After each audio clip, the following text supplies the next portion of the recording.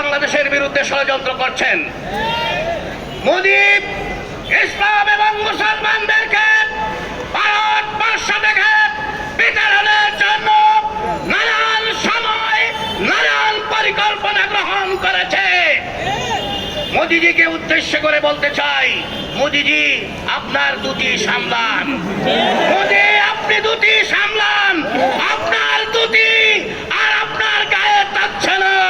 গতকালকে দিল্লি, গুজরাট সহ আপনার বিরুদ্ধে যে জনস্রোত আমরা লক্ষ্য করেছি, সেভেন স্টার সহ সমগ্র ভারত আজকে আপনার বিপক্ষে অবস্থান নিয়েছে।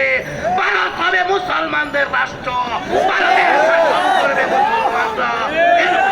আসুন এই ভারত থেকে হিন্দুদেরকে বিতাড়িত করে ভারতের ভূখণ্ডে আমাদের সেই অতীতের ঐতিহ্য আমরা ফিরিয়ে আনি। নাসরুম মিনাল্লাহ ওয়া ফাতহুন কারীম ওয়া বাশশিরিল মুমিনিন।